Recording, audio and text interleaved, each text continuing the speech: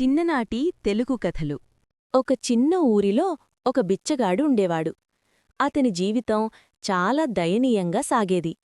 రోజూ ఊరి వీధుల్లో తిరుగుతూ భిక్షాటన చేసేవాడు. తినడానికి దొరికితే తినేవాడు, దొరకకపోతే ఆకలితోనే నిద్రపోయేవాడు. అతని జీవితంలో సుఖం అనే మాటే లేదు. ఒకరోజు ఆ బిచ్చగాడి కష్టం, ఓర్పు చూసిన దేవుడు అతనిపై కరుణ చూపించాడు. సాధారణ మనిషి రూపంలో అతని ముందుకు వచ్చి ఒక సంచి అతని చేతిలో పెట్టాడు. ఆ సంచి సాధారణంగా కనిపించినా దానిలో ఒక అద్భుతమైన శక్తి ఉందని దేవుడు చెప్పాడు. దేవుడు బిచ్చగాణ్ణి చూసి ఇలా అన్నాడు, "ఈ సంచిలో బంగారు నాణాలుంటాయి. నువ్వు ఎంత తీసుకున్నా సంచి ఎప్పటికీ ఖాళీ కాదు. తీసిన కొద్దీ మళ్లీ బంగారు నాణాలు వస్తూనే ఉంటాయి. కాని ఒక ముఖ్యమైన షరతు ఉంది. నువ్వు ఈ సంచిని నదిలో పడేసినప్పుడు మాత్రమే నువ్వు తీసుకున్న డబ్బును వాడుకోవాలి. అప్పటివరకు ఆ డబ్బు నీది కాదు." దేవుడు చెప్పిన మాటలు విని బిచ్చగాడు ఎంతో ఆనందించాడు. సంచిని పట్టుకుని దేవుడికి కృతజ్ఞతలు చెప్పాడు. మొదట అతడు సంచిలోనించి కొన్ని బంగారు నాణాలు తీశాడు. నిజంగాని సంచిలో మళ్లీ నాణాలు పుట్టుకొచ్చాయి. అది చూసి అతడు ఆశ్చర్యపోయాడు. తన జీవితంలో ఇంత సంపదను ఎప్పుడూ చూడలేదు. కాని అతని మనసులో ఒక చిన్న సందేహం మొదలైంది. ఇప్పుడే నదిలో పడేస్తే ఇక సంచి నాదిగా ఉండదేమో, ఇంకా ఎక్కువ నాణాలు తీసుకుంటే ఏమవుతుంది అనే ఆలోచనలు అతన్ని వెంటాడాయి.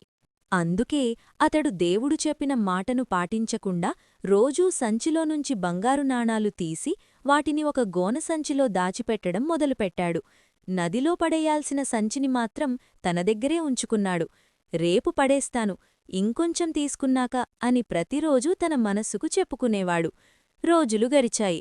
గోనసంచి బంగారు నాణాలతో నిండిపోయింది. కాని బిచ్చగాడు ఒక్క నాణం కూడా ఉపయోగించలేదు. ఆ డబ్బును కాపాడుకోవడమే అతని జీవితమైంది. ఎవ్వరు చూసినా భయపడేవాడు. నిద్ర సరిగ్గా పట్టేది కాదు. తినడానికి సమయం కూడా దొరకలేదు. సంపద ఉన్నా మనస్సులో మాత్రం శాంతిలేదు. కాలక్రమేణా అతని ఆరోగ్యం క్షీణించింది. ఆకలి, భయం, ఆందోళనలతో అతడు పూర్తిగా బలహీనుడయ్యాడు. అయినా లోభం అతన్ని వదల్లేదు. ఇప్పుడే నదిలో పడేస్తే ఇంకా వచ్చే అవకాశాన్ని కోల్పోతాను అనే ఆలోచన అతని మెదడును పట్టుకుంది. బిచ్చగాడి చనిపోయిన సంగతి తెలిసిన ఊరి ప్రజలు అక్కడికి వచ్చారు.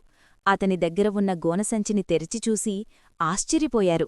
అందులో ఉన్న బంగారు నాణాలను ఊరివాళ్లు తమలో తాము పంచుకున్నారు.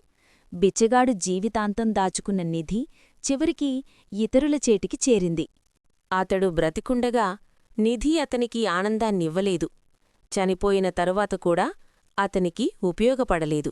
నీతి: లాభం మనిషిని అంధుడిని చేస్తుంది. సమయం వచ్చినప్పుడు ఉపయోగించని సంపద చివరికి మన చేతిలోంచి జారిపోతుంది. అవకాశం ఉన్నప్పుడే సరైన నిర్ణయం తీసుకోవాలి.